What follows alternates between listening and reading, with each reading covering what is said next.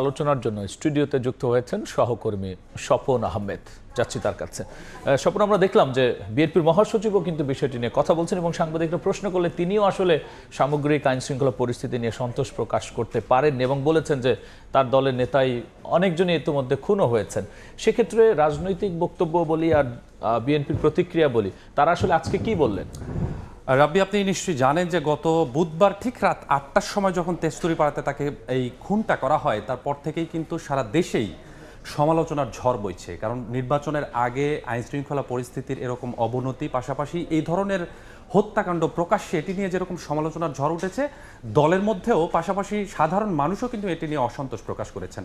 আজকে সারাদিন মাঝখানে একটা দিন চলে গেছে, আজকে তার দ্বিতীয় দিন। এই দ্বিতীয় দিনে কিন্তু বিএনপির পক্ষ থেকে বেশ কিছু নেতারা যেরকম কথা বলেছেন, পাশাপাশি সাধারণ মানুষও কিন্তু কথা বলেছেন। আপনি নিশ্চয়ই জানেন যে আজকে এই ঘটনার প্রেক্ষিতে সাধারণ মানুষ তারা কারওয়ান বাজার এবং তার যে বাসা, তার বাসা এরিয়ায় তারা বিক্ষোভ মিছিল করেছেন। এবং এই বিএনপির পক্ষ থেকে সালাউদ্দিন আহমেদ তিনি বিকেলের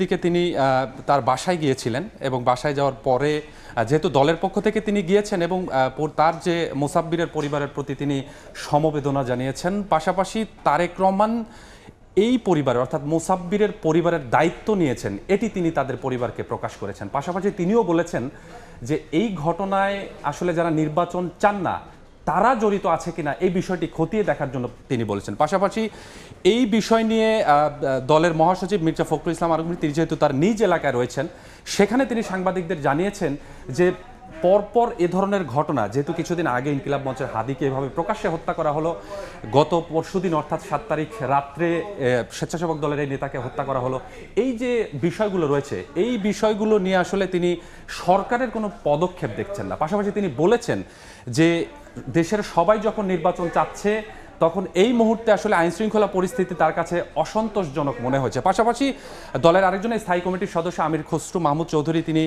বলেছেন যে নির্বাচন বানচালের ষড়যন্ত্র যারা করছেন তারা কোনোভাবেই সফল হবে না। সেক্ষেত্রে রাজনৈতিক বক্তব্যের পাশাপাশি একেবারেই সরকারকে সরাসরি আক্রমণ করেই কিন্তু বক্তব্য দেওয়া হয়েছে এবং সাধারণ মানুষ এটি প্রত্যাশা করে। সেক্ষেত্রে সরকারের যে তদন্ত কার্যক্রমের অগ্রগতি কি?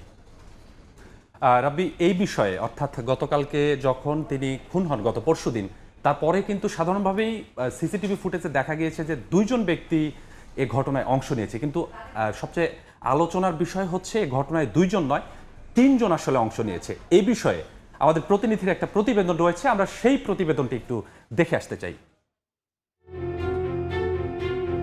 ৭ জানুয়ারি ঘড়ির কাঁটায় ঠিক রাত ৮টা স্বেচ্ছাসেবক দলের নেতা মুসাব্বিরকে গুলির ২০ মিনিট আগের সিসিটিভি ফুটেজ এটি। রাজধানীর পশ্চিম তেস্তুরি বাজার রোডের এই গলিতে হাঁটছিলেন এক যুবক, পর্যবেক্ষণ করছিলেন আশপাশের পরিবেশ। কিছুক্ষণ পর সেখানে মোটরসাইকেলে আসেন আরো 2জন, বাইক পার্ক করে নেমে আসে ওই যুবকের কাছে। এরা দুজনই মুসাব্বিরকে কিলিং মিশনে অংশ নেওয়া শুটার। 3জন মিলে পরিকল্পনা করেন। এরপর 2জন চলে যান মুসাব্বিরের অপেক্ষায়। তৃতীয় যুবক এবার বাইক নিয়ে যান কারওয়ান বাজার। ৮টা ২০ মিনিটে মুসাব্বিরকে গুলির পর ৩০ থেকে ৪০ সেকেন্ডের মধ্যেই দৌড়ে কারওয়ান বাজার চলে যায় 2 শুটার। মোটরসাইকেলে উঠে পালিয়ে যায় শাহবাগের দিকে।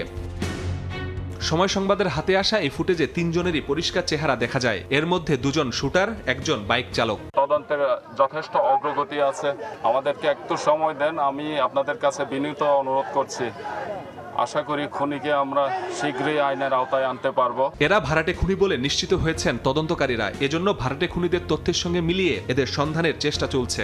আমরা এই কাজটি শুরু করেছি, আমাদের বেশ কিছু অস্ত্র খোয়া গিয়েছে, সেটি নিয়েও আমরা কাজ করতেছি। আর এই শুটারের কথা যেগুলো বললেন, এদের বিষয়ে আমাদের কাছে এখন স্পেসিফিক তথ্য নেই, তবে আমরা আমাদের বিট অফিসার যারা রয়েছে তারা এই বিষয়টি নিয়ে কাজ করতেছে। যার ফেসটা দেখা যাচ্ছে তার পরিচয়টা খুঁজে বের করার। 3জনের পরিচয় শনাক্তে ইতোমধ্যে অভিযান শুরু করেছে গোয়েন্দারা। মাসুদুর রহমান, সময় সংবাদ, ঢাকা। প্রতিবেদনটি আসলে আমরা দেখলাম, এবার আমরা এই বিষয়টা নিয়ে একটু আলোচনা করতে চাই।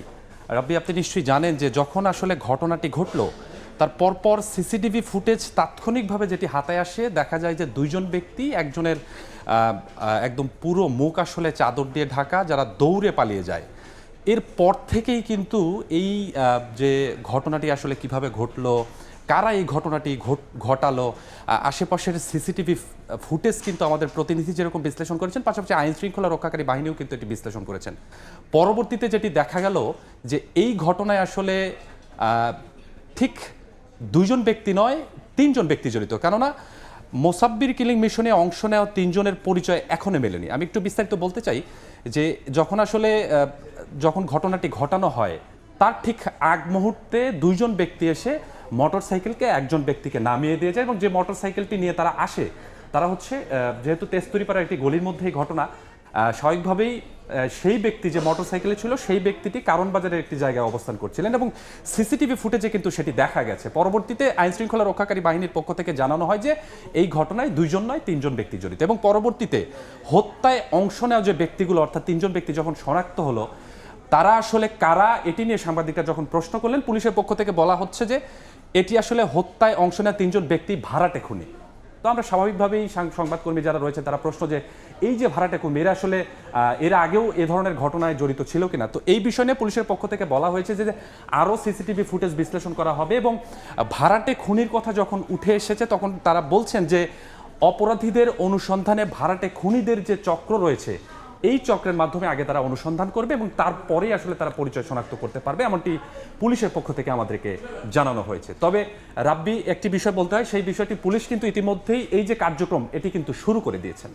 স্বপন, অসংখ্য ধন্যবাদ আলোচনায় যুক্ত হওয়ার জন্য।